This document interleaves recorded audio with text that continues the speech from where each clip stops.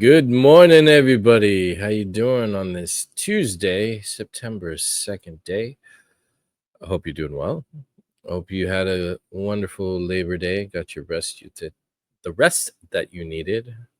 Hope your gut health is good, your mental health is good, you're hydrated, you're doing all right in this morning as we're coming at you with another episode of my podcast series. And I apologize for the numerous times I'm on hiatus or how random these things come out. I tried my best to stick to a schedule, and a lot of times I've been good. Well, recently, but it's been a little tricky, and I'm going to get into that. If you're new to my channel, and if you're new to the podcast, welcome. This is a safe zone of my thoughts and opinions, and I do have guests from time to time collaborating in whatever the task or theme or event that is what we do here, like either watch parties or discussions, do gameplays, a whole bunch of other stuff. And yeah, it's kind of a variety. It is a variety child, not kind of. There's no way around it. This is my series, this podcast where I speak whatever's on my mind and heart. And if you did check out the thumbnail, it is going to be heavily focused on what's going on in occupied Palestine, which is something that's um, very, very, very, I can't stress it enough. So important that we know what's going on and we do what we can to help stop the war crimes that's being carried out. And it's appalling. And we'll go into more detail of that and whatnot. But something I would like to do, as this is the old school style, where it's mostly my audio narration, like a radio show, and where you can enjoy, So if you're on a drive, or if you want something playing in the background while you're doing something, I appreciate the time you checking in to listen. I'm going to be going over stuff with the channel, but also we'll be live tonight with a special guest. I'm looking forward to that. Heena Lotus. It's going to be you're getting 2 episodes in one day, so that's nice. So that's going to be fun with her, and I'll go more into that a little bit towards the end and everything. But as I was talking about a little old school style of this podcast, I used to play, or from time to time I do play some music that YouTube allows me to do so. They just make sure I don't monetize if I do that, which is fine. I'm not trying to make money. I'm trying to express myself, and if I can make money later, then that's nice. But what's important is the content, the messages, and doing some good. So please lend me your time and ears. And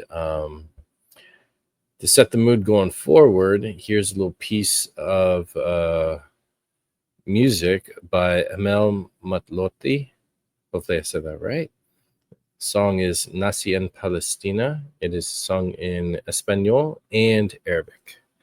So sit back, enjoy, and yeah, thanks for being here. Here we go. Para todo el mundo.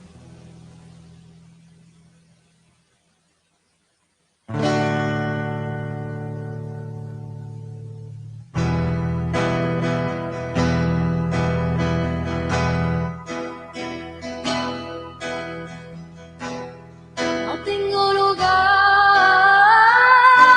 no tengo paisaje, yo no tengo patria.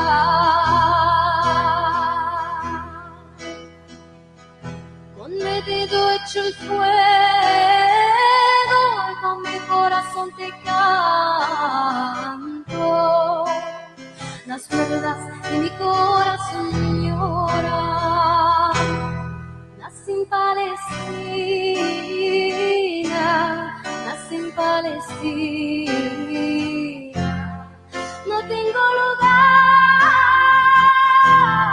no tengo paisaje, yo no tengo patria.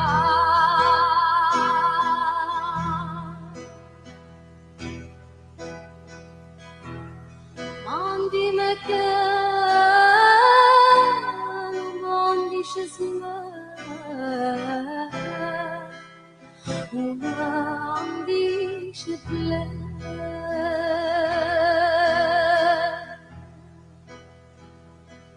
من ايديا نصنع نار من قلب البلاد نجرح وطرح زين مولود في فلسطين مولود في فلسطين ما عندي مكان ما عنديش اسماء وما عنديش بلاد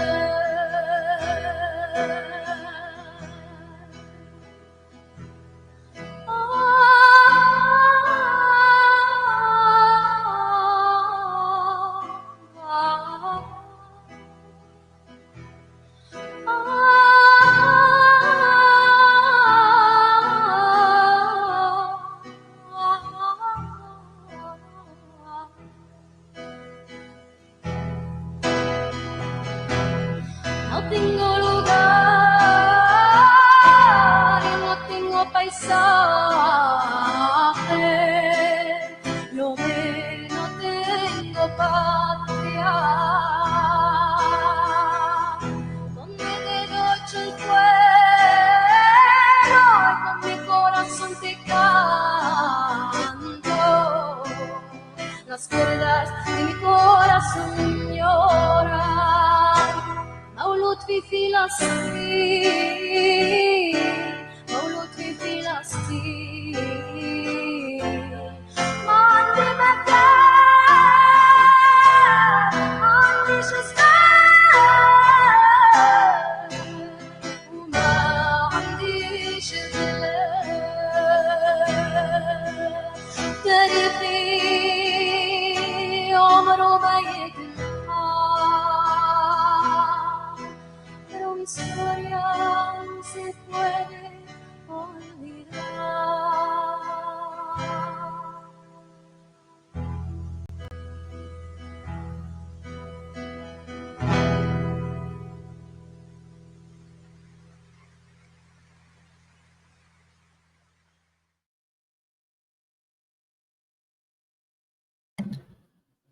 Beautiful song, beautiful song. Now, if by any chance YouTube doesn't like me having that song, then they probably had me cut it out by now and you didn't hear it. So I will check out the link in the description below, which I'm getting better at. I know I say that sometimes I don't get around to it, so I do apologize for the past mistakes. But this one, I'm making sure it's on there. So definitely check out the link right there if you didn't hear it, if it was taken out. But if you did, and if you didn't, regardless, I'm going to go over the lyrics with you. So, Nací in Palestina translates to I was born in Palestine.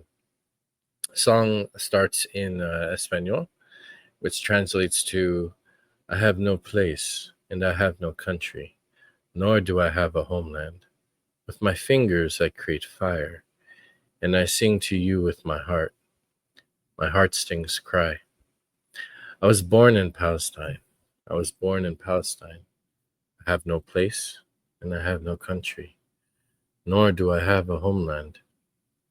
Then in Arabic, I have no place. There's no time for me.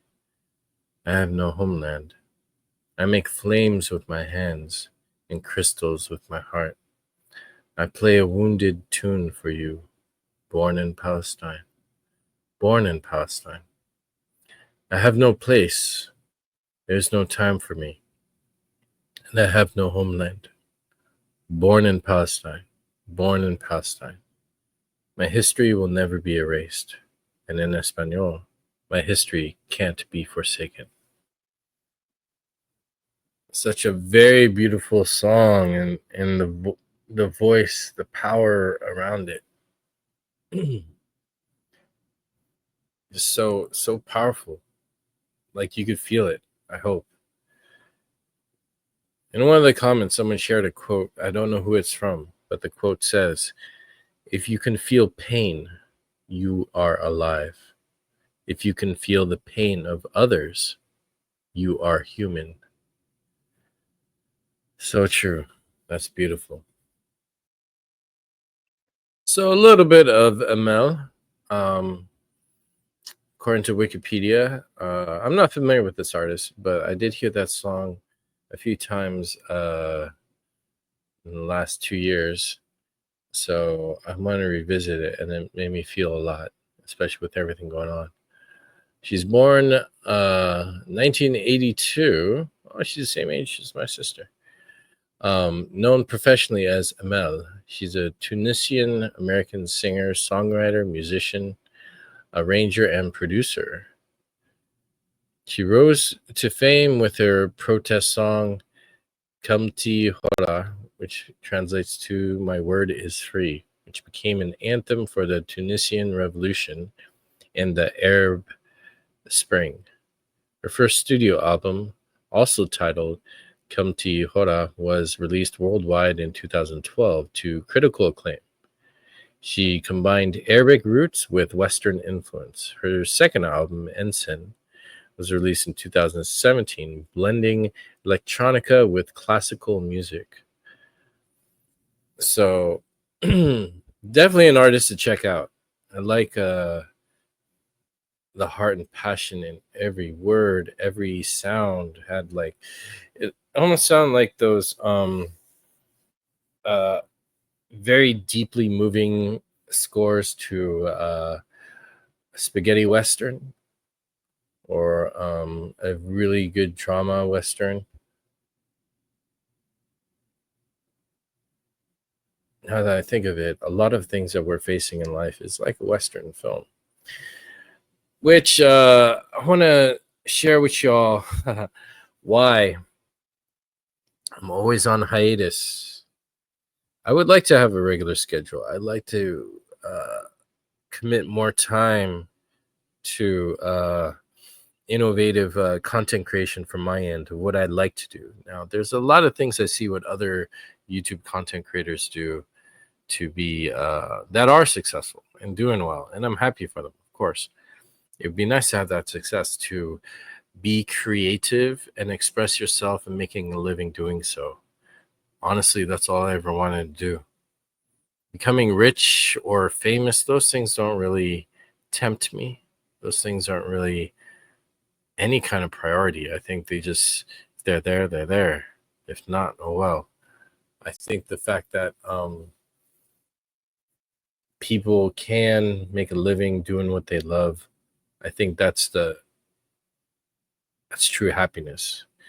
Because when I go to the job, as much as I'm thankful to have a job and get by, and a job in the healthcare system where I'm helping people or helping people help people, there's enough there that where it's rewarding, where nothing, no day is wasted, so to speak.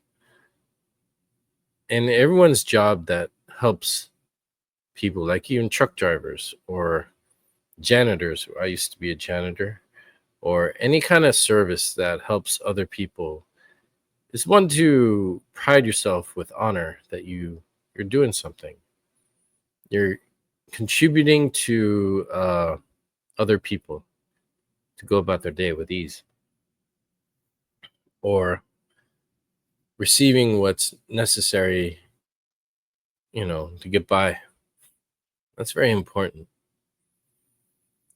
That's why I feel a responsibility when we do take time to entertain ourselves. Are we um, providing a safe place to feel what it's like to be human, feel what it's like to be in an adventure? I'm talking about anything that we escape to: video games, comic books, movies, oh, I said video games twice. Pro wrestling, sporting events, concerts, music, you know, even getting away somewhere to be at peace, feeling alive, having a purpose in life. These are important things. And all that encompasses around what we do with the time that we have here. I think time is more precious than money. Uh, Of course, you need to pay bills. Money's important. You need food, other things. Money's important. I think some people uh, overvalue certain things at the expense of um, doing what's right. And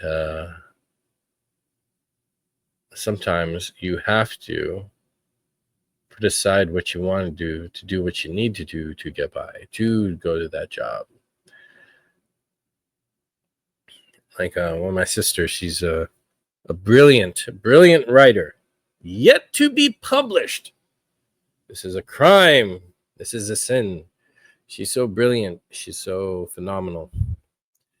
But I could tell that she's on the level of a Mark Twain, Shakespeare, where the ability to keep up with her eloquent narration and storytelling requires you to be intelligent enough to keep up and understand vocabulary.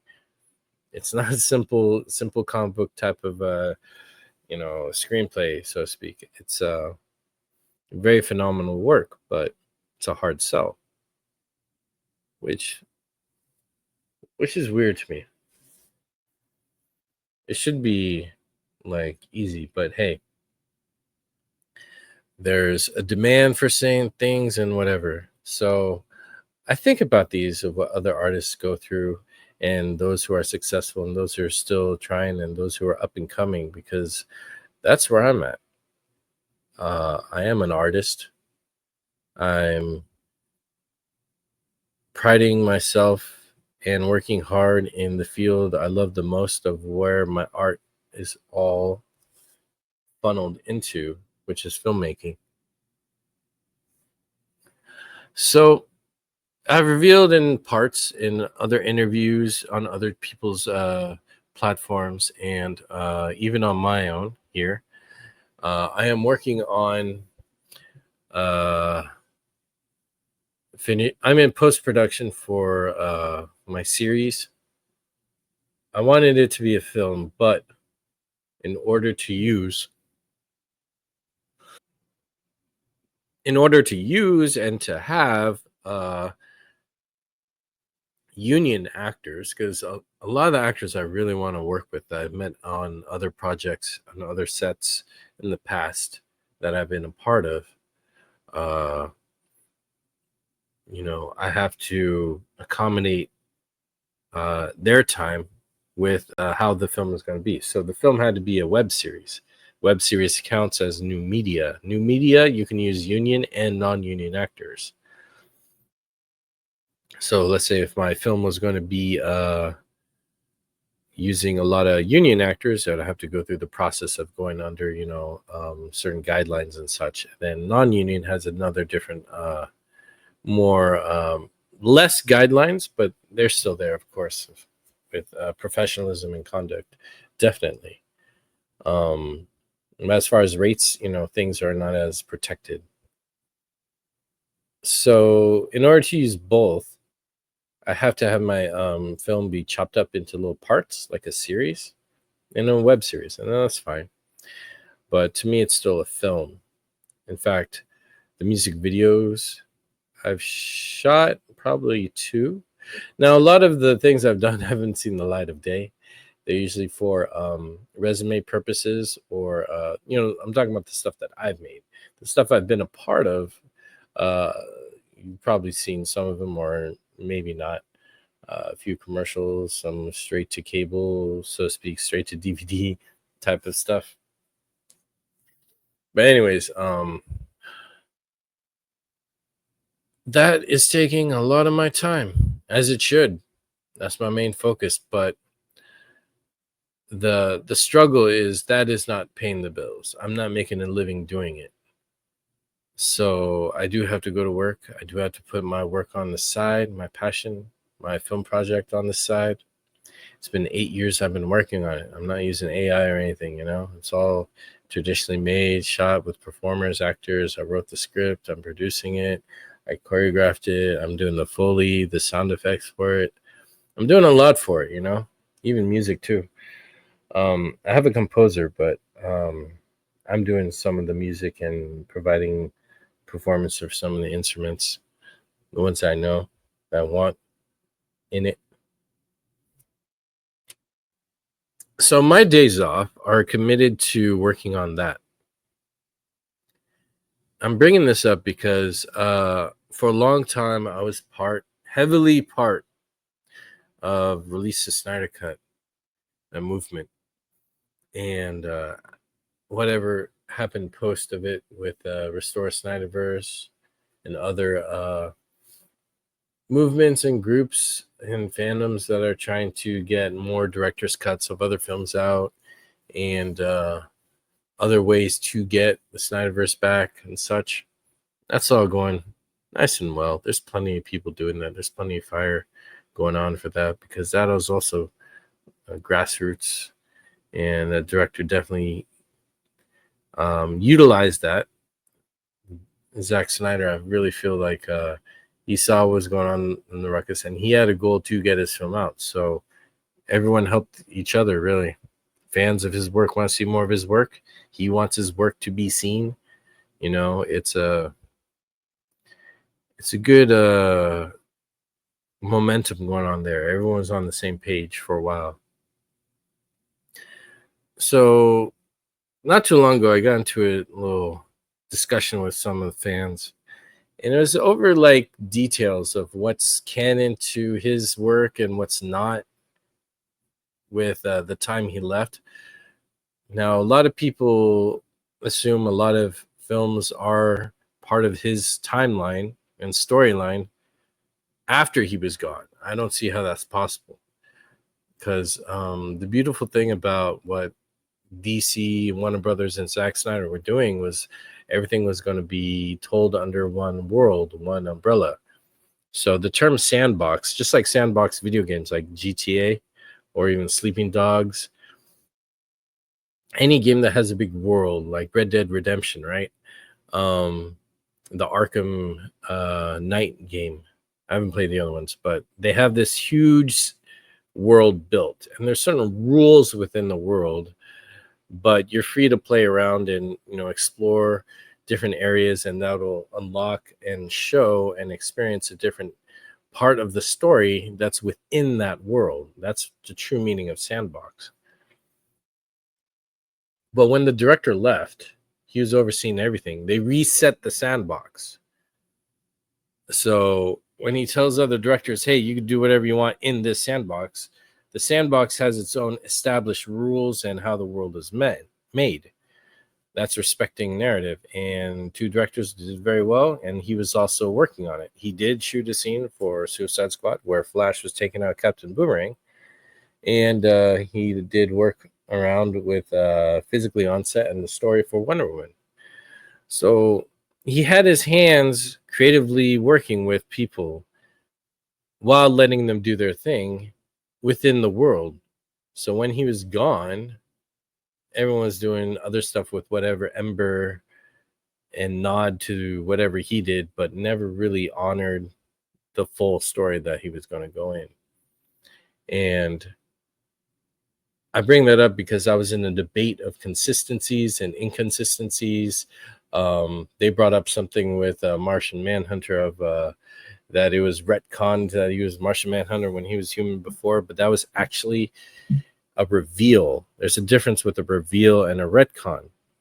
And when I noticed that that was going to be the next debate, I just, let them think that they're in the right. Because no matter what I would say, with all the experience I've had in some sets, with all my studies of film, with the film classes I've been to, the creatives and business people like producers I've talked to about how business goes in the film industry, everything I've learned.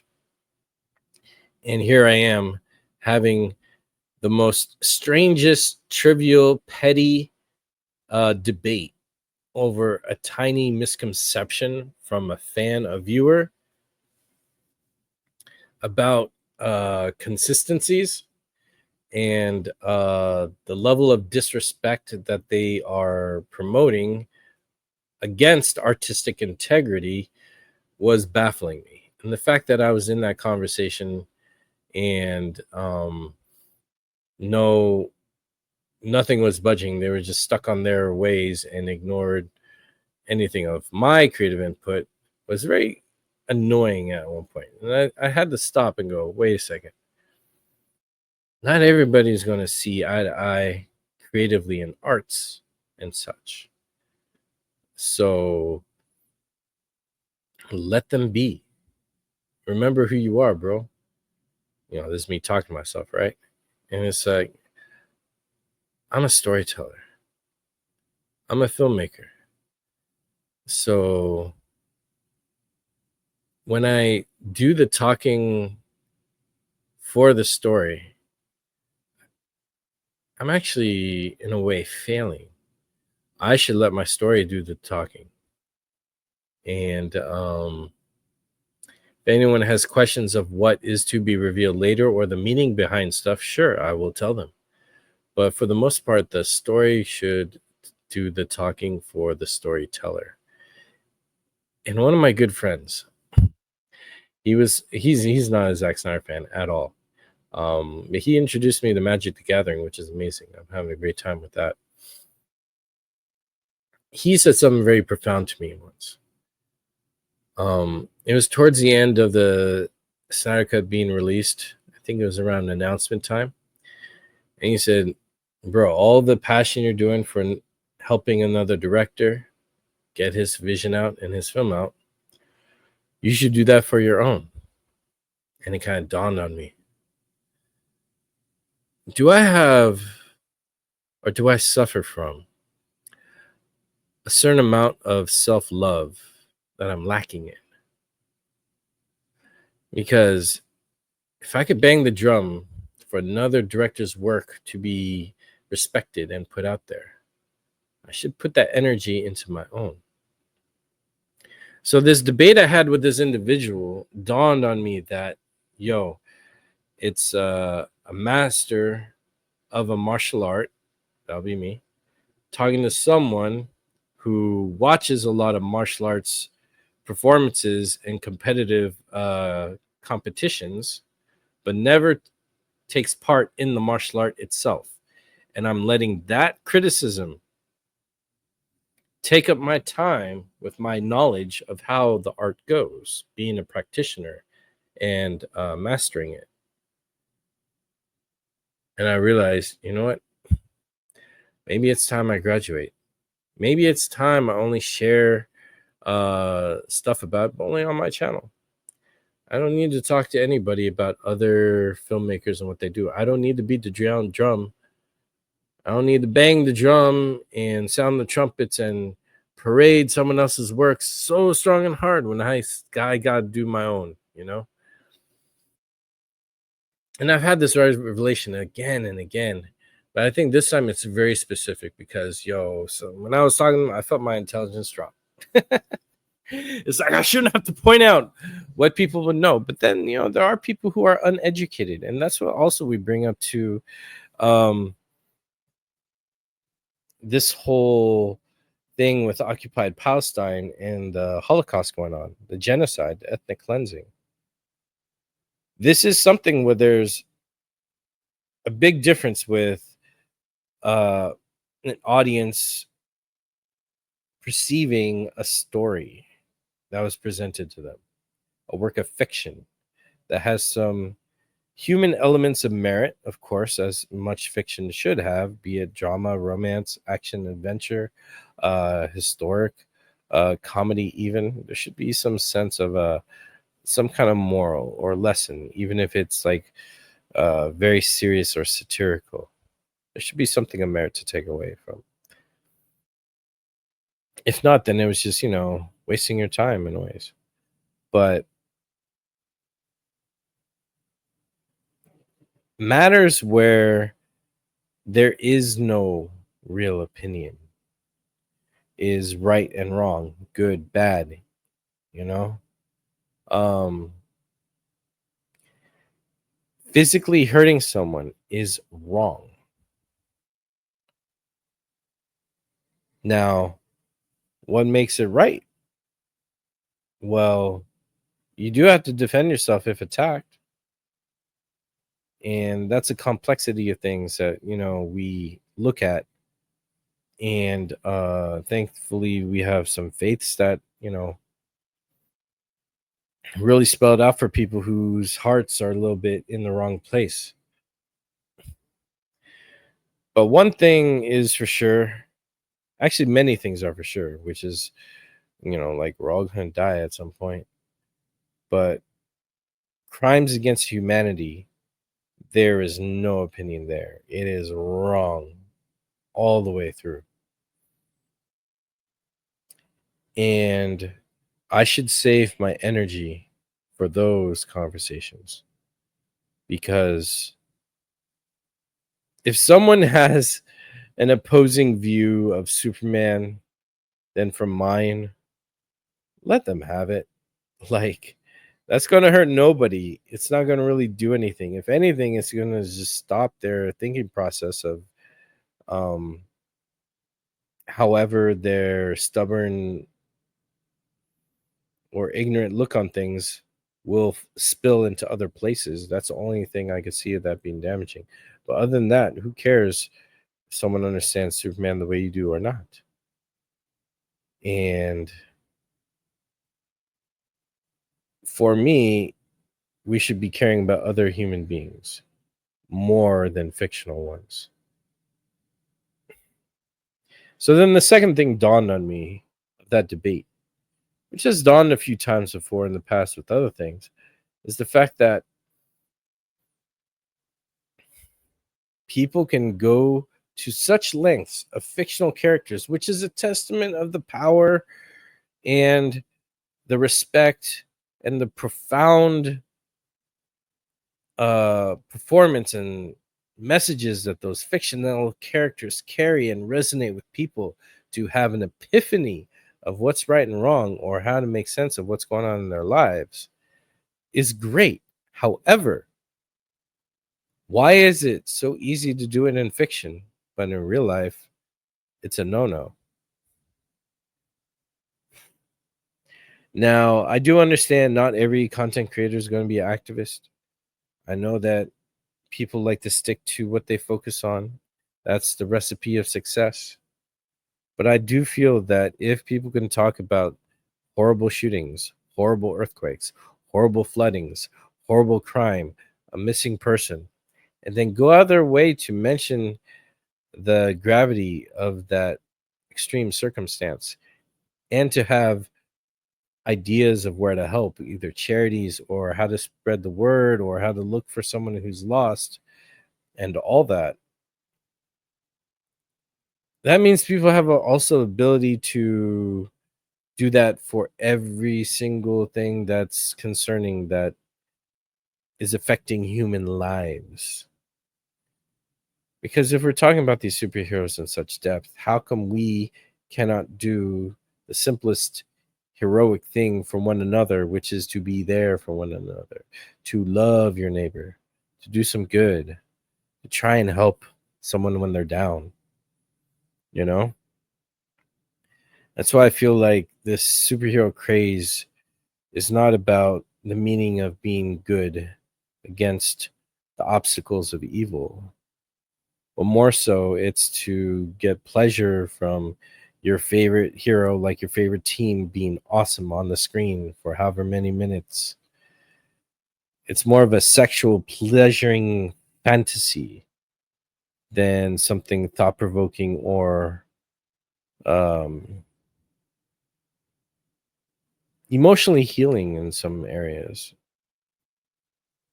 Or people do that, they just get healed but don't care about other individuals. It's just weird to me.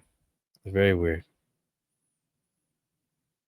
Because the reason I take the stances I do now, which is peaceful, um, is because of those Superman stories, of those superhero stories, of those mythological stories, those fantasies, those fairy tales, the entertainment.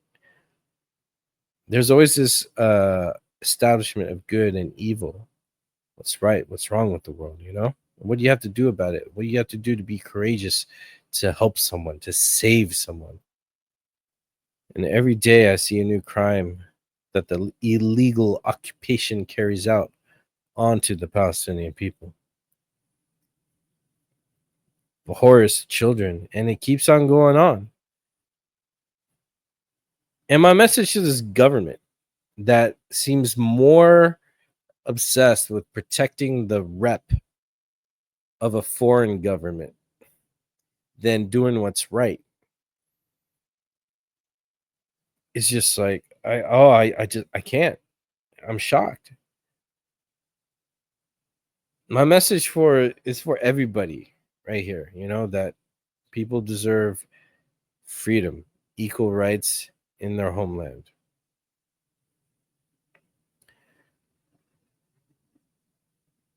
And then this country and other Western countries and nations have the audacity to complain about people of color migrating to their country. It's like, where you expect them to go? You're killing them in their homeland. They have to leave and they have to go to where it's allegedly free and safe, right? But no, you have this government here that is mad at its people for calling out the criminal activity of the government. So who gets punished? The people speaking out for it. Who gets punished? Uh, Undocumented people. We're here to work, paying taxes, actually, surprisingly, a lot. And it doesn't even go back to them. And it's a civil offense to be here undocumented. So why is this government going through great lengths? Because what's happening in occupied Palestine is the test, not just a weapons test of how many people could be killed and brutally slaughtered by this weapon or that weapon. It's not just a testing ground, it's a moral testing ground to see how far this government can get away with stuff. And it's appalling to me. It's appalling. And it's all out in the open. This is not even a conspiracy. There is a lot of documented evidence spanning for so many generations of what's going on. It's like not even hidden. But how are people not seeing it? Well, you don't see what's in front of you if you're distracted. And we go back to the entertainment that I love so much. I grew up on movies. I grew up on animated shows. I grew up on video games, Atari up to now. And all that time, I found out the truth of what's really going on only about 2.5 years ago. Only 2.5 years ago. And 2.5 years ago, I thought I already had an idea and knowledge of how the world worked. I thought I had it all figured out, at least on a basic level, to go, okay, that's what's going on. Let's carry on with my life. And I think that's many of us. We've been distracted from what's right in front of us for so long that we cannot see the connecting dots. But then when you do, everything else makes sense. And it's ugly, but there's a lot of hope. There's a lot of room for positive change. I don't believe in killing people. I don't believe in oppressing people. Um, in fact, the answer to all these problems, I believe the officials that can do it should do the right thing, and those who cannot should be imprisoned. Simple as that. This government needs a reset. We need to not allow foreign parties and lobbies uh, buy out our politicians. This is a huge problem. Every problem in the world right now links to our US government's complicity in the state of Israel's war crimes. If we could get that to stop, if America could sanction and divest from it, so many problems will start to be solved. We could free Congo. We could save Yemen. We could help Sudan. Help out Haiti. The domino effect of doing the right thing is super powerful, that these governments that are making a lot of money by doing the wrong thing will collapse. And that's probably why they side with the terrorist state of Israel.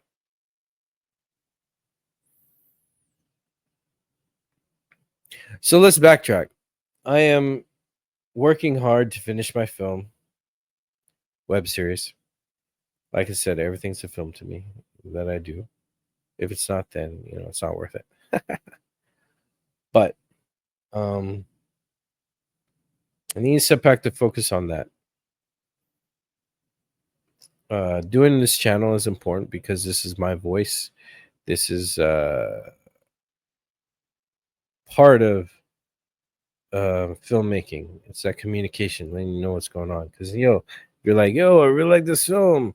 What of the director? Oh, he's got a YouTube channel. He's that masked luchador gamer and all that stuff. Let's check him out. Now we see what's going on. You have free access to see what's important to me and what influences the stuff I'm going to be entertaining you all with or whatever. But also part of me, honestly, is also looking into documentary film. I think that would be the next step I go. But we'll see. One thing at a time. Because what I am trying to do, when I'm not working, is work on my film. But also have to make time to show up for any big protest for Palestine. Because I don't know what else to do. Really. So, people, I am not a professional at geopolitics. I am learning. It's not that difficult to catch up on what's been going on. This is a long, ongoing saga series of tragedies. It's like One Piece. This is like season 25 going on right now. And it doesn't take long to look into what's going on because it's like no secret. And it's like, it took me 3 hours in October, honestly. Just catching up and coming up with the realization of where the real problem is and what's going on. Because do you think it's going to end in Palestine? When I mean end, like, God forbid the legal occupation gets exactly what they want and they slaughter and wipe out every single Palestinian in Gaza and then take over Gaza, for you guys who don't know. They have this greater Israel project. So you have this stuff going on in Syria. You have wanting to attack Iran. And then you have the prime minister of Yemen being killed. And the Houthis are like, all right, well, Benjamin Netanyahu will take out you because you're a prime minister too. And you're the actual criminal one. Yemen is a poor, poor country, yet they have the courage to do the right thing. Shame on every single American politician who has the power to do something against Israel, but they won't do it because a little cut from all the billions of dollars of our taxes sent over there gets in their pockets. And ooh, who wouldn't want, like, why relinquish all that dirty money, Ugh. Those people definitely don't believe in God. If you're taking money over doing the right thing, you're taking money that requires slaughtering people and you try and cover it up. Seriously, every single politician who claims to be a believer in God and they knowingly shut their brains off to the slaughter of the Palestinian people and continue to parade what Israel's doing does not believe in God.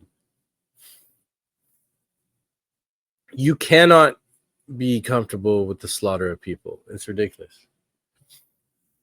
So, my time at making my film gets a little bit harder because I spend some time catching up on what's going on because I'm looking for rays of hope. And every day I see just more starvation, more killing, more dying, more propaganda to continue the killing. I heard that some people, especially from Fox News, that they're saying that the Palestinians who are starving are acting. This is the greatest acting I've ever seen, then, because this is crazy. And that's what you think? Ugh. So, anyways, this last weekend on Friday, I joined the protest in Orange County for calling out Chevron for aiding in the genocide. You shouldn't be taking any gas from Chevron. They're overpriced, anyways. I mean, everyone is, but they're painfully overpriced. Ugh, it's horrible. So yeah, don't do that. And then Sunday, I joined another one in Fullerton where it's a banner drop, like the one on Friday, and you see a lot of people cheering Free Palestine, and it's so wonderful. It's so beautiful.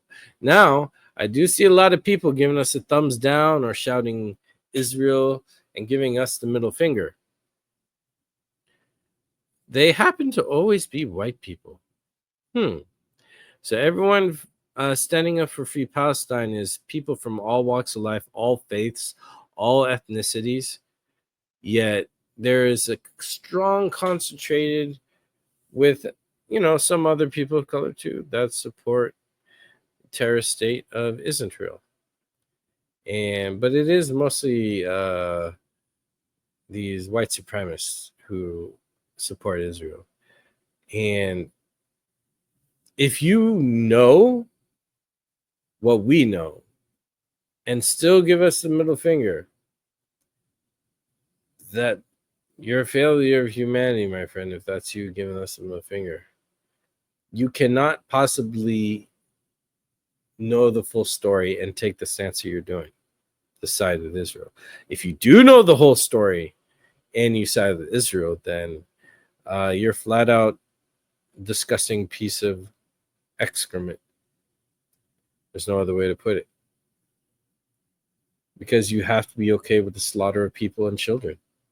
That is a requirement for the terrorist state of Israel. That's what it comes down to.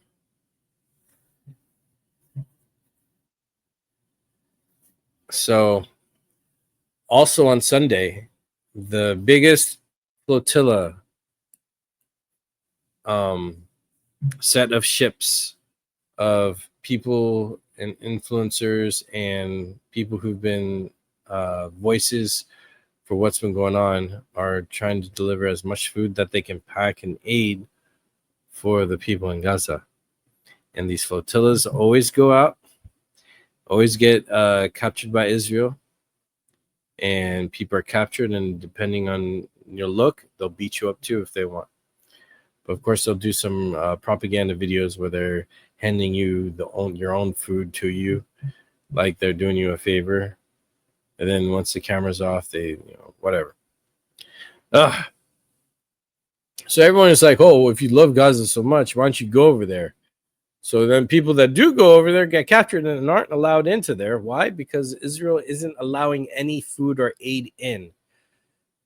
They had this thing where they had a lot of influencers go over there, not reporters to go into Gaza and see what's up, but influencers go there and not even go into Gaza, but to see all the food that's Israel has stocked, but Israel's not letting in. But saying the reason why it's not letting in is because of the UN and because of Hamas. When the people who are in charge and have the say of what goes in is Israel. So Israel has the final say of what goes in to Gaza, not Hamas, not UN, but somehow it's their fault for Israel not allowing food and aid going in. And then you have these influencers who, by the way, none of y'all should be giving them the time of day, even to make content of to debunk. But maybe that's important. I don't know. I don't do it. So maybe I'm the wrong person to even criticize this. But one thing I don't like is giving those content creators content success. and it's it's horrible. But there's plenty of people who see through this, and there's not enough people who are toxic that support that place. However, you don't need a lot of people to do that. You just need a lot of those people who support that toxic place to be in a lot of places of power and influence, like media, and because media is how you shoehorn propaganda into people. So that's my hope. But what also breaks my heart is the many people who are comfortable are like, well, it's happening somewhere else. I don't care. Well, it's not me. I don't care. Or they don't have empathy for other people.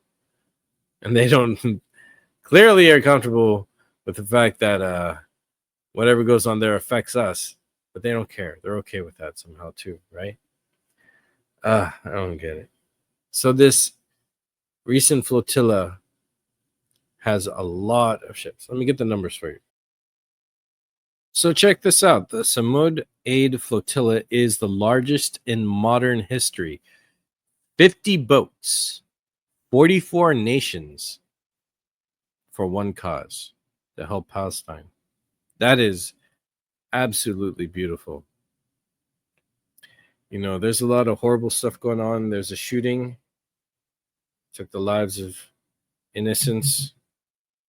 There's an earthquake in Afghanistan, took hundreds of lives and injured hundreds of way more. There's floods in Pakistan. Uh, there's a sick, evil politician. A lot of stuff going on, right? But this flotilla thing is very hopeful. So I'd like to invite you all to follow me on Instagram. That's where I share a lot of the new stuff of news and things going on. So definitely check that out. But I'll share some of it with you right now, and of what went on with Sunday Santa Monica Pier. I wasn't able to go, unfortunately, but I'm so glad the turnout was beautiful and amazing. So let's check out some clips. So here's a cool post of what it looked like. Many of the boats there, so many people at the side of the pier cheering and chanting, and really giving a good send off for all these brave humanitarians and heroes right here. It's beautiful. This person right here, Migration Films, one day ago said, sail safely to Gaza and may this evil blockade be broken.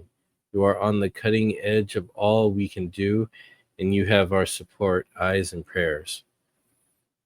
You know, in Christopher Nolan's movie Dunkirk, you have a lot of boats that went out to help sailors, soldiers, um, who are in need from a vicious attack, and we're going to die at sea. So all these people got their boats to go and help rescue them, right? What are we doing right now during today's Holocaust? These people are getting together to go out to help civilians, men, women, and children.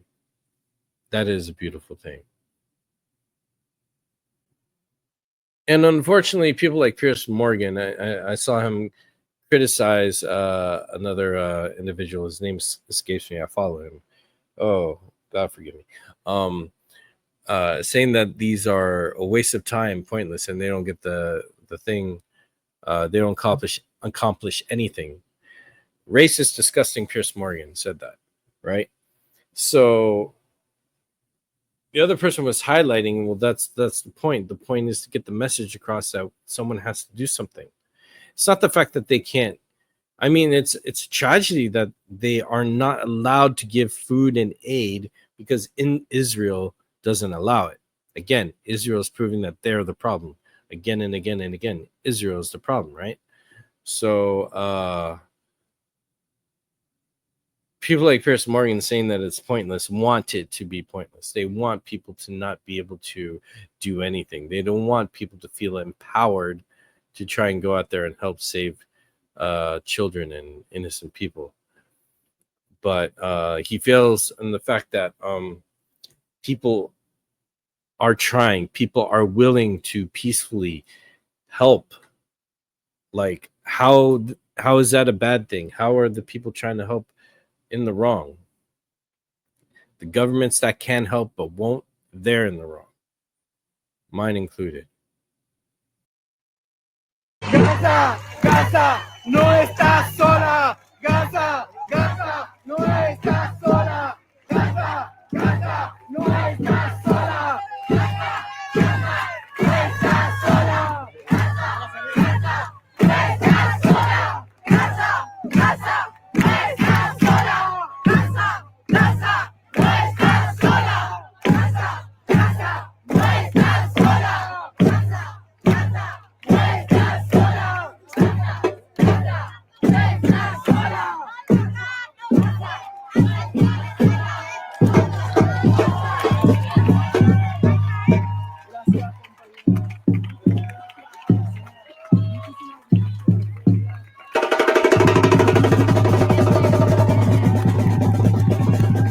Look at that turnout. That's beautiful.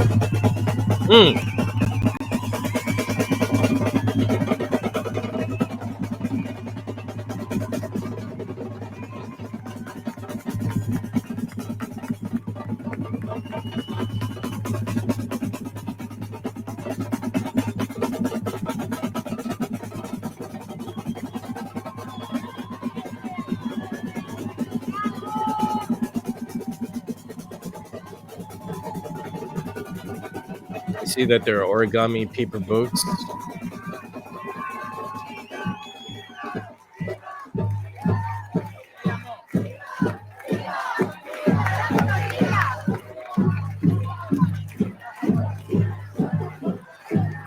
Look at that. All those people care about helping people, helping children, helping civilians who are targeted to be killed for land. And people like Netanyahu and Trump salivate on having more land.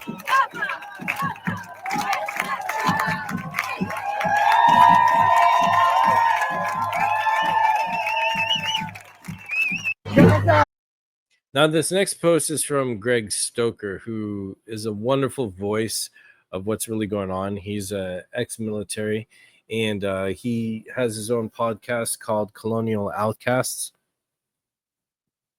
Definitely check them out. This guy has knowledge and awareness of everything, and now he's an advocate against war. And he's part of this. So let's listen to what he's got to say in this post of his. My name is Greg Stoker. I'm a former U.S. Army Ranger, conducted 4 combat deployments to Afghanistan, and I'm now an anti-war activist and journalist at Mint Press News. I've joined the veteran delegation of this humanitarian flotilla to raise awareness and demonstrate to Americans that whatever violence we do overseas comes back home. Whatever our government is willing to do to Palestinians, they're willing to do to you. If they're willing to annihilate an entire people for ideology and profit, what does that mean for your future? This isn't just something that's happening in the Middle East. It's happening in your own backyard. So free Palestine. It's the front line. My name is Mo, and I'm a former Marine Corps drill instructor and helicopter mechanic. Now, I'm an anti-imperialist activist and humanitarian. I've joined the veteran delegation of this flotilla to stand in solidarity with the people of Gaza and with Palestinians all around the world. As a Puerto Rican, born and raised in the small island of Puerto Rico, I am aware of the struggle of a people under colonialism. From mass forced sterilization of 1/3 of the female population to 40 years of U.S. bombs on the island, this obligates me to stand side by side with all of the oppressed people of the world. I refuse to accept genocide as a new normal. Viva Palestina Libre. I'm Zoo Jernstedt, a U.S. Army combat veteran with the About Face, Veterans Against the War. I joined this veterans delegation because I carry a truth that I can no longer stay silent. As a soldier, I believed I was upholding democracy, but the reality was I was part of an empire. And under the guise of progress, I helped spread imperialism and violence. Now I choose to stand not just with my voice, but with my body in solidarity with the Palestinian people. Because what's happening in Gaza is not just a tragedy, it's a US-funded atrocity. The bombs, the starvation, collective punishment, it's bought with American tax dollars and dropped with American weapons. This vote represents a large population of veterans back home, because real liberation means confronting the role we played and choosing a different path. My name is Philip Tottenham, United States Marine Corps veteran, member of Veterans for Peace, and a human rights activist and organizer. I've joined the flotilla along with 7 other United States veterans. This time, we decided to put our safety and lives on the line in an attempt to bring life-saving aid to our Palestinian siblings being starved and bombed to death by Israel and our government. The United States is the empire. We must organize and act accordingly and immediately. All hands on deck. So as you can see, all of these struggles are connected. It's not about the issue, it's about the system. So down with the Israeli military's stepchild ICE and free Palestine. So I come from a military family. Father was in the Air Force. My grandfather was in the Army. He was in the Korean War and was MIA. And from incredible events that he endured, he found his way back home. Unfortunately, he passed away before I could talk with him more about his experiences. But I am very sympathetic to our soldiers, our vets. I am not sympathetic to our soldiers who do commit war crimes. There's been reports of soldiers, a group of soldiers in Afghanistan that made a game out of slaughtering and killing civilians, where they cut their fingers off of every civilian that they killed, and whoever had the most fingers was, winning, or the king of the hill of that game of killing people. There was also another U.S. soldier who raped a little girl in Afghanistan. Why? Because she was Afghanistan. She was the enemy. And he was perverted enough to rape a child. That's one of many of the crimes our soldiers have done. I don't support those troops. And it's funny that people support troops most who are on the way to war or enlist or are on the ground doing whatever, good or bad. But the troops that come back that have problems, they don't get enough love. They don't get a lot of support either. There's this wonderful t-shirt campaign called the Valhalla Project, or Till Valhalla Project. I have 2 of their shirts where the proceeds go to mental health and taking care of what vets need. Because what this government does, especially when this government does the wrong, which this government has done a lot of wrong stuff. Being a patriot, being a good American doesn't mean glossing over and ignoring the bad. In order to be better, we must overcome the bad and address issues. Accountability is everything. How else are we going to be great? How else are we going to do justice? How else are we going to stand for freedom? These are important things. So being a patriot doesn't mean you support the government doing more crimes. Being a patriot doesn't mean you have to support every single thing and gobble down every type of propaganda the government needs for you to hate a people, so you don't blink an eye when the government kills those people for the people's homeland resources. Because that's essentially what it's all about. Resources. You can't steal resources or force international what's the word I'm looking for? Force international deals in your favor without killing people. Like the things that are forced and stolen and taken are done through the gray area of war. People think because there's a war and people are an enemy, that certain rules don't apply anymore. You can be mean. You can be a monster to those people. That is wrong. So all the type of information we've been fed, from entertainment to news entertainment, not specifically news, because a lot of news out there, they're just entertainment sources. They are not really news. That's all put together so these crimes can be carried out with no problem. And We're America. We should be better than that. We should be against all this stuff. Yet here we are, and here it's happening. And I think you're more of an American when you hold the government accountable for what they do. The government is here for the people, to serve the people. It's not the other way around. If it's the other way around, then it's an empire. And a lot of people criticize America as an American empire. And you see how policies America is doing that are like how Israel does apartheid. We are probably not the good guys. There's not a lot of us good guys in our government, because you see ICE is like IDF. There's a certain demographic they're targeting, and it's not criminals or anything that they parade that they are focusing on. No, it is taking away focus on the real problem, which is these billionaires and corruption in politics, and blaming other people who are more hardworking and honest than any of these politicians ever will be, just to make them look better. They make an enemy out of someone who's not an enemy. Someone does a crime, yo, lock them up. That's simple. These politicians need to be locked up, not looking at a criminal going, oh, this criminal happens to be Puerto Rican, therefore all Puerto Ricans are evil. We must get rid of all of them. Collective judgment and collective punishment in one bag. That's war crimes. That is Israeli logic. So what Israel gets to get away with is also setting the rules going forward of what our government can get away with how they deal with good people. Good people that don't get in line with the crimes and the racist narrative that the government wants to push, So this whole AI program they're going to launch a week from now. So I think where it's based on Israeli information and data, where Israel uses this information to find Palestinians specifically and lock them up.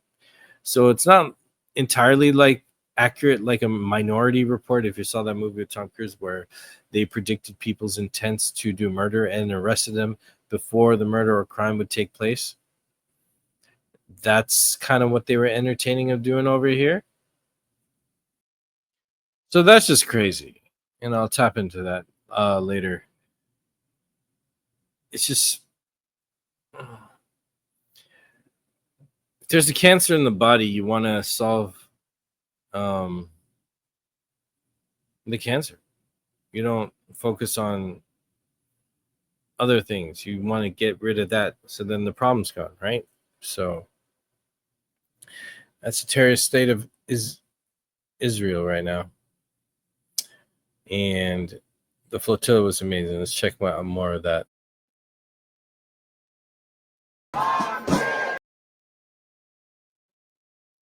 Oops. These kind of actions are going on across the country and across the world. On Sunday, demonstrators gathered on the Santa Monica Pier to honor the global Sumud flotilla, which departed Barcelona that afternoon carrying desperately needed humanitarian aid and hundreds of international volunteers from 44 countries. Their mission? To break Israel's illegal siege of Gaza. The peaceful demonstrators of Santa Monica, briefly met by counter-protesters, rallied to highlight the suffering of the people of Gaza. As of August 31st, the UN reports that 339 people, 215 adults and 124 children, have died as the result of the forced starvation imposed by Israel. In less than 2 years of the genocide, Israel has killed more than 63,000 Palestinians, 2/3 of them women and children, not counting those still under the rubble.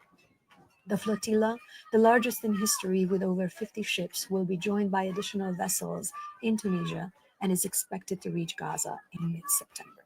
Palestine is not a conflict. It's a mirror. It is a moral test. What are we willing to feel? What are we willing to risk? What are we willing to remember? We've seen children pulled from rubble by other children. Doctors bombed, journalists murdered, babies wrapped in shrouds. This is not collateral damage. This is a war on life. I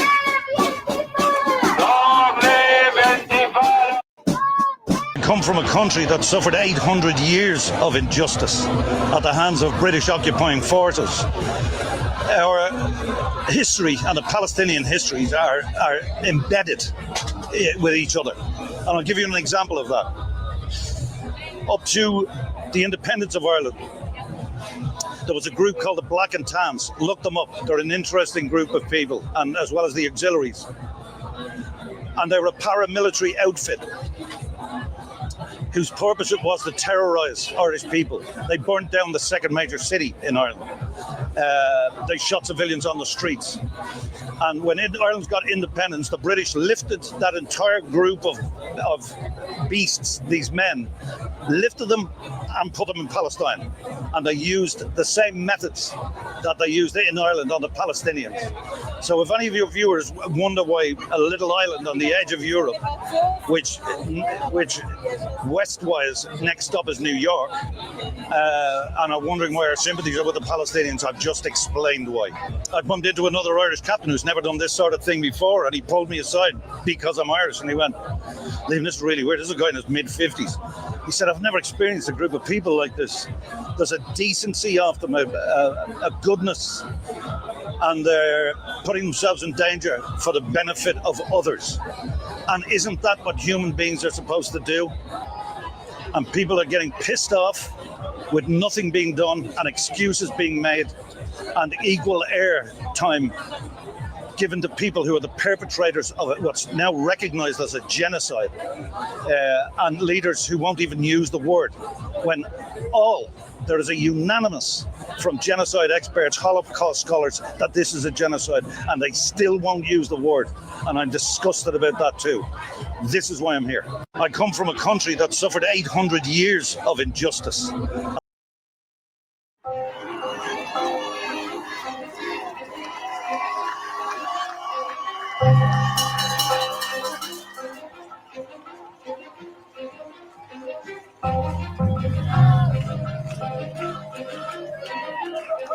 Sorry, let me go back and read this for you. For those of you who are just listening, check it out. A flotilla of boats is sailing to Gaza again, carrying activists and aid to break Israel's siege. Why does that keep popping up? Do you see that too? I don't know. The global Samud flotilla is believed to be the largest flotilla yet, made up of dozens of boats transporting delegations from 44 countries.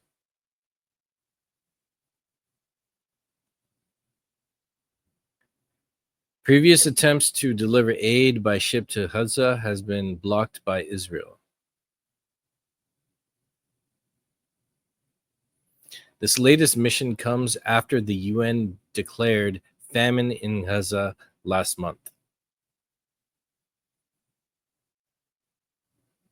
Some of those on board include Greta Thunberg, Thea Gavila, and Yasmin Akar. And former Barcelona Mayor Ada Colau.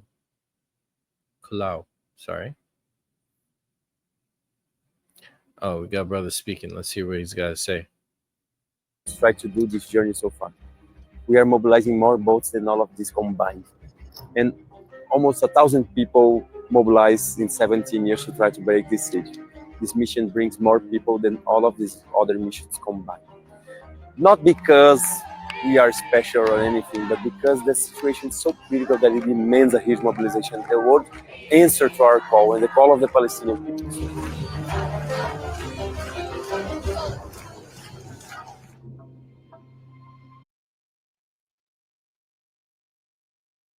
From there, they aim to travel to Gaza, where they'll do some good. I didn't realize that. Israel's Security Minister Itman Ben-Gvir has outlined a plan. His plan is to hold the detained activists in prolonged detention at prisons reserved for terrorists. Now, the terrorists, quote, quote, prisons are concentration camps that Israel has for Palestinians, and it's strictly for Palestinians. They say terrorists because they view every single Palestinian alive and yet to be born as a terrorist. So they're saying that once they detain all these activists, including our actor, Liam Cunham, and everyone, they're literally going to put them in concentration camps, where in these concentration camps, these Israelis can and will, as they've had done so before, torture, rape, molest, beat, maybe kill them, because that's what they do to Palestinians. And how far they will go for these activists, it'll determine on how much they decide which activists they want to do what to. So these activists already know that, and they're still going. Shame on this government.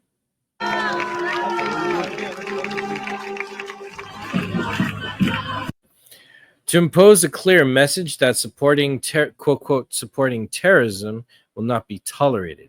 So, again, Israel, they labeled terrorism on the victims. That's the game plan this whole time. Since 9/11, label terrorist on a group of people you do not like and want to eliminate. Therefore, by labeling them that, you're allowed to do whatever you want with destroying and killing these people. So keep that word in mind. Those that this government in the terrorist state of Israel claims are terrorists are not. Mi corazón está con Gaza. My heart is with Gaza. Y los palestinos And the Palestinians in Gaza have shown me en Gaza me han enseñado que no hay miedo que pueda superar that no fear can be outweighed. La inspiración que No fear can outweigh the inspiration they give me. ellos me dan. No hay miedo. There is no fear. In early 2025, the first flotilla was struck by drones. Why does that keep popping up? I hate that.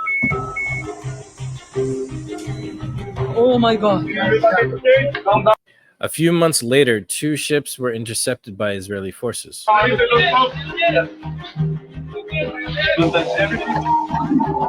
And those on board were detained and deported. Any mission risks getting stopped by bureaucratic warfare, getting intercepted like I was in the Medellin 2 months ago, or the Handala 1 month ago, or risk even being attacked, like 15 years ago the Mavi Marmara, or the Conscience boat that 4 months ago was bombed by Israel. We also face these risks, but we also have the possibility to get to Gaza and open the humanitarian corridor. So when we do a correct and a responsible risk assessment, we prepare for any scenario, any of them, even the very, very worst. Tens of thousands of people have registered to participate in the initiative. Because in a planet of 8 billion people, the vast majority knows that starving children to death is wrong, that bombing hospitals, schools, shelters, homes is simply wrong. And we go there representing this collective effort of the world to be there in solidarity with the Palestinians. Sumud is the Arabic word for steadfastness.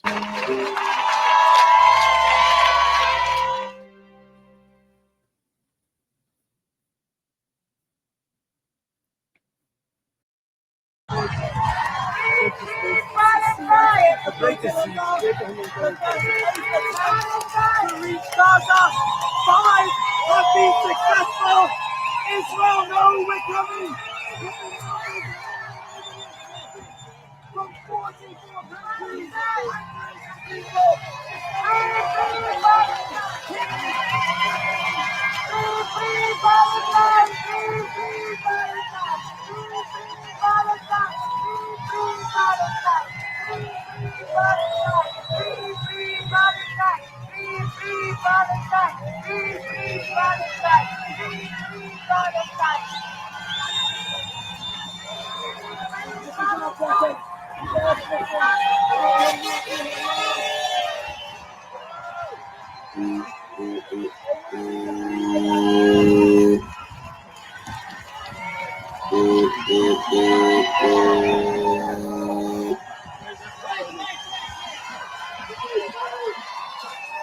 Free Palestine! Free Palestine!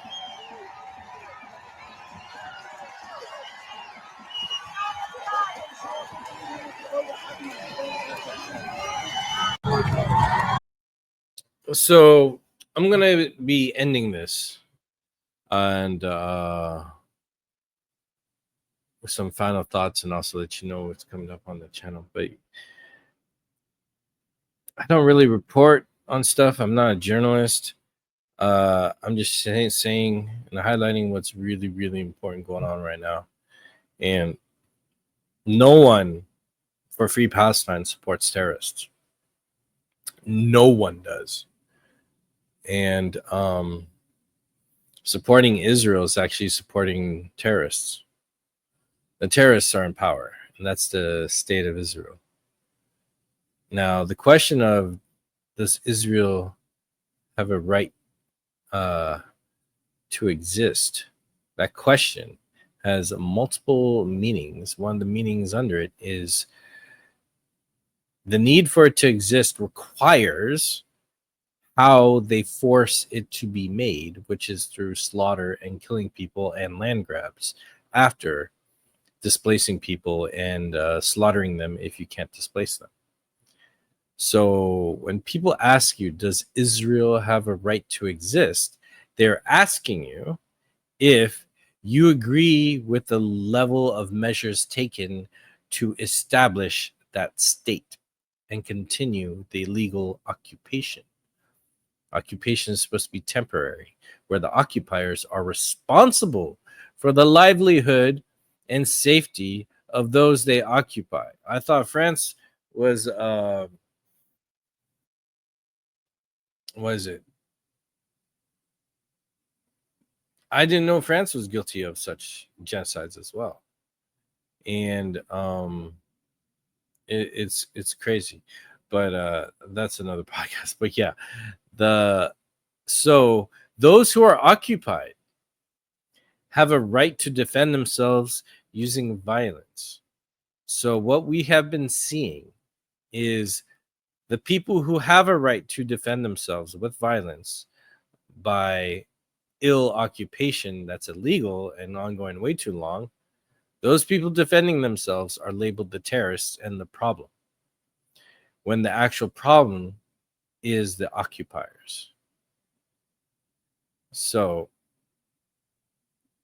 that's the cold hard truth of what's going on.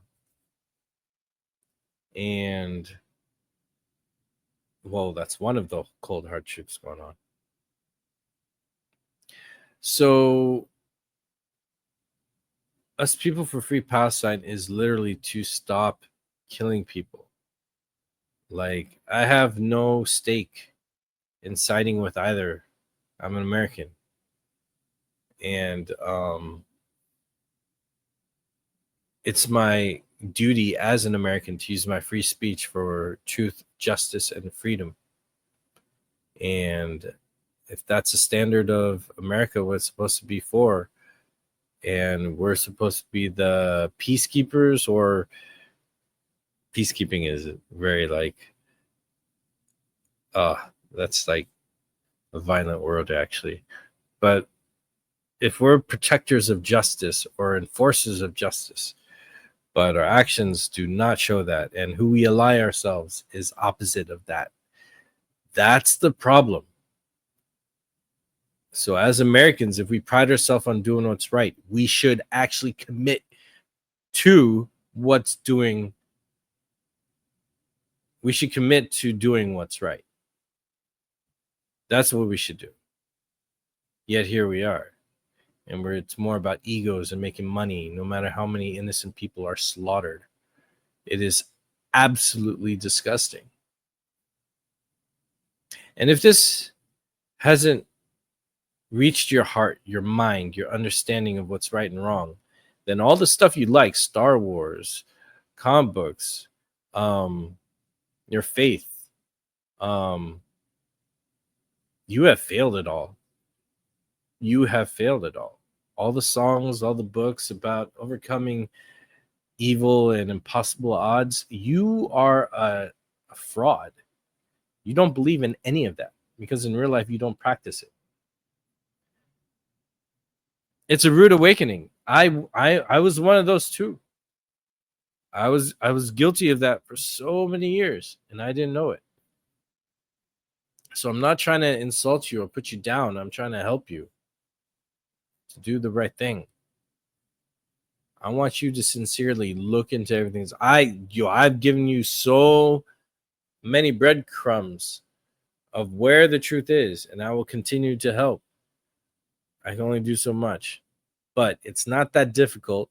And if you follow me and follow all the other people I suggest you follow, it is not that difficult, and you can find out what's happening. You know what I'm saying? It's not that difficult.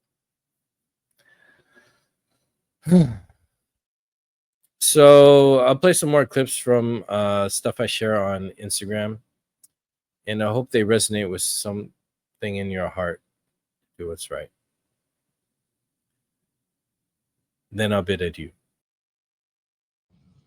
I watched a video of a baby in shell shock being pulled out of the rubble in Gaza, and it is just devastating to me as a human being, as a mother, to have watched the continued just slaughter of innocent children, women, men, elders. And I think in moments like this, you know, it can feel very helpless. Speaking up, of course, is important, but then there's actionable things that we can all do. So the work of Pal Humanity is incredibly important. It's an organization set up by two Palestinian doctors, sisters. They are providing life-saving healthcare to NICU babies, newborn babies, mothers, expectant mothers with prenatal vitamins and formulas. And I would love to just encourage you all to donate to them. The link is in my bio. Thank you. I'm watching a fucking video of a dad running his hands through the hair of his child, small child. Fuck. The gentle process, the gentle act, the gesture of just like running your hand through the hair of your child, like the calming. I do that to my kid. I do that to my daughter when she goes to sleep. I do it all the time. I've done it since COVID. When the world felt like it was so foreign, you know, and we're trying to ground ourselves. And I did it every night just to let her know that I was there, you know. And she was safe. And my job as a dad, you know, is to love her, right, unconditionally. But it's to protect her. And that's one soothing way I can do it, you know, and it's intimate. It's just me and her, and it's just me telling her that I will look after her. And I look at this video of this dad running his hands through the hair of his kid, the lifeless body of his kid. Someone's filming it. No one's supposed to film that moment. Why are we filming this shit? But why? Why would the world not act, having seen so much fucking footage of this? What choice do you have but to film it? And to take like one of the most incomprehensible experiences from someone that's just so common over in Palestine. Film it for us to all look at and do nothing.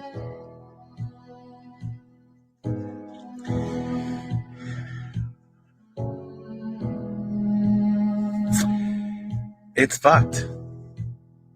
We have lost our way so bad.